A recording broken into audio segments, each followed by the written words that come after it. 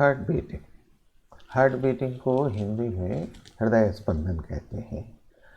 हृदय स्पंदन का मतलब हृदय में धड़कन की प्रक्रिया।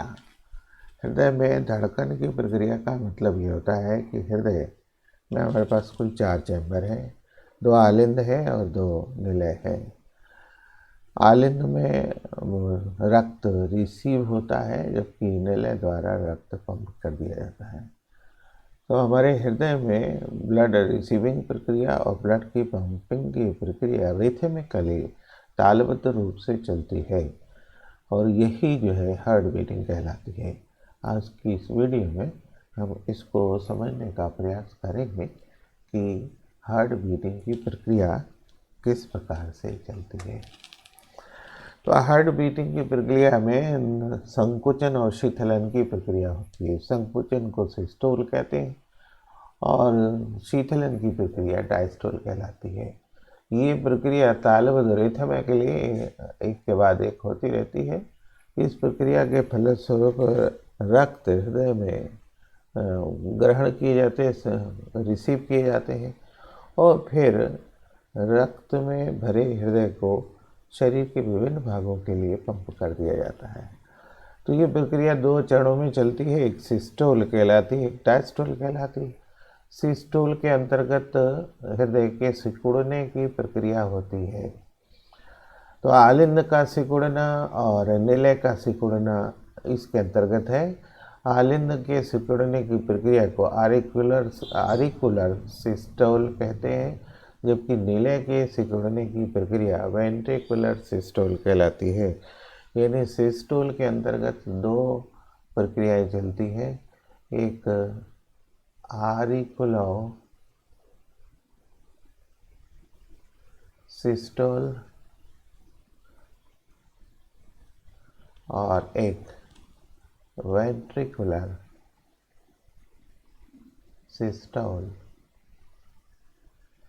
मतलब आरिकुलर सिस्टोल के अंतर्गत हमारा जो आलिंद है वो सिकुड़ता है, उसमें कॉन्ट्रैक्शन की प्रक्रिया होती है, संकुचन की प्रक्रिया होती है। जबकि वेंट्रिकुलर सिस्टोल के अंतर्गत हमारे जो वेंट्रिकल है, निलय है, उसमें कॉन्ट्रैक्शन की प्रक्रिया होती है। डायस्टोल के अंतर्गत जो है हृदय का शीतलन होता है। यानी डायस्टोल में हृदय शिथिल हो जाता है और शिथिल की प्रक्रिया भी सिस्टोल के अंतर्गत 2 प्रकार की होती है। एक के अंतर्गत जो है आलिंद में शिथिलन रिलैक्सेशन होता है और दूसरे के अंतर्गत जो है निलय में शिथिलन यानी रिलैक्सेशन होता है। तो आलिंद में जो रिलैक्सेशन की प्रक्रिया है वो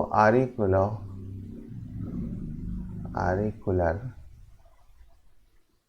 डायस्टोल और निलय में रिलैक्सेशन की प्रक्रिया वेंट्रिकुलर डायस्टोल,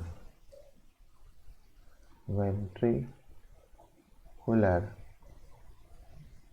डायस्टोल कहलाती है।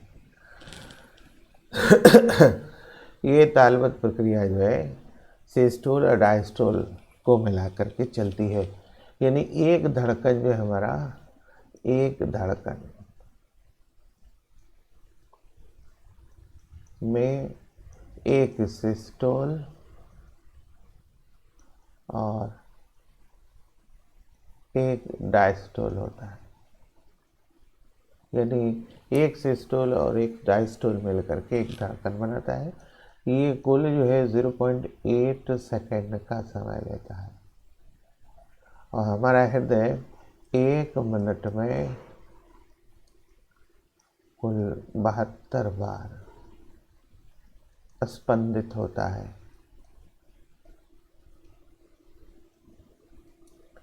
यानी सामान्य अवस्था में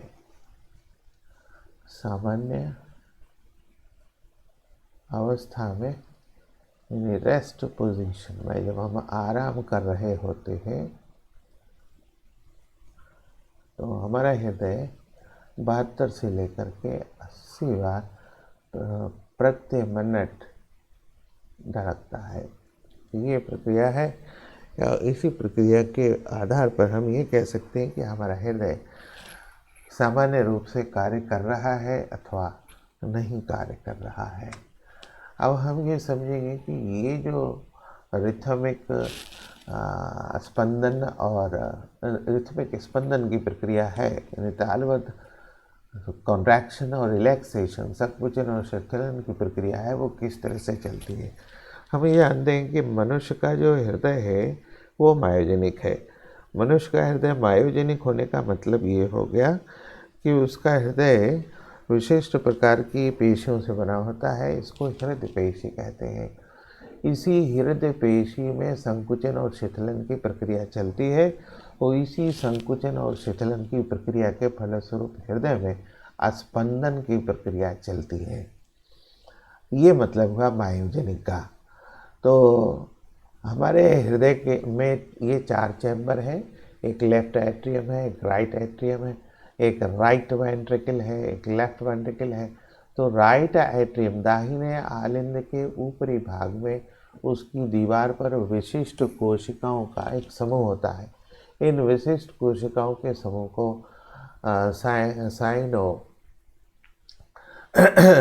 साइनो आरिकुलो नोड कहते हैं। शार्ट में इसको SA नोड कहते हैं। यही संकुचन की क्रिया सबसे पहले प्रारंभ होती है, मतलब यही स्पंदन की प्रक्रिया प्रारंभ होती है। इसी कारण इस SA नोड को पेसमेकर या हार्ट ऑफ हार्ट कहते हैं। यहीं से स्पंदन की प्रक्रिया इनिशिएट होती है। तो जब यह SA नोड स्पंदित होता है तो इसके कारण जो तरंगें उत्पन्न होती हैं, इलेक्ट्रिकल वेव्स जो उत्पन्न होती है, वो चारों ही दिशाओं में फैलती है। फैलने की प्रक्रिया ये है कि जैसे जैसे दूरी बढ़ती है इसकी इंटेंसिटी, तीव्रता कम हो जाती है। यानी दोनों आलिंद में इसकी तीव्रता लगभग समान होती है, लेकिन जैसे जैसे ये निलय की तरफ बढ़ती है यहाँ इसकी इंटेंसिटी, तीव्रता लगभग कम होने लगती है, लगभग समाप्त होने लगती है। तो इसकी इंटेंसिटी को बनाए रखने के लिए एक और नोड जो है आलिंद और निलय के जंक्शन पर पाया जाता है। एक और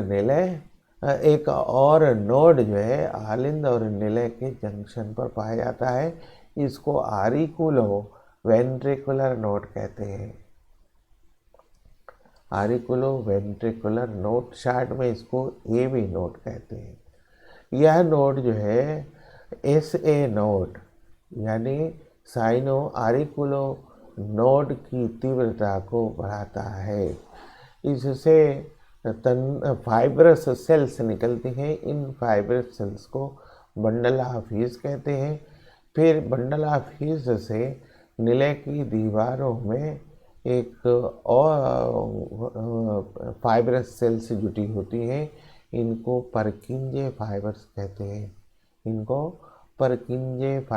कहते हैं। तो जब SA नोड में इलेक्ट्रिकल वेव्स उत्पन्न होती हैं तो वो चारों दिशाओं में बढ़ती हैं, दोनों निलय में दोनों आलिंद में, और फिर जैसे जैसे निलय की तरफ बढ़ती है इनकी तीव्रता कम हो जाती है। लेकिन इनकी तीव्रता को बढ़ाए रखने के लिए आलिंद और निलय के संगम पर एक दूसरा नोड उपस्थित होता है। इसको AB नोड कहते हैं। इस नोड से 2 प्रकार की फाइब्रस सेल्स जुड़ी होती हैं। एक सेप्टम पर बंडल ऑफ ह्यूज और दूसरे निलय की दीवारों में परकिंजे फाइबर्स। फिर ये इलेक्ट्रिकल वेव्स जो है इस निलय में फैल जाती है। तो कुल मिलाकर के इस प्रकार से स्पंदन की प्रक्रिया हमारे हृदय में प्रारंभ हो जाती है, जिससे रक्त आलिंद में रिसीव किया जाता है और फिर इसी स्पंदन के फलस्वरूप ये रक्त शरीर में विभिन्न भागों के लिए बाहर पंप कर दिए जाते हैं। तो ये हमारे हृदय के स्पंदन की संपूर्ण प्रक्रिया हुई।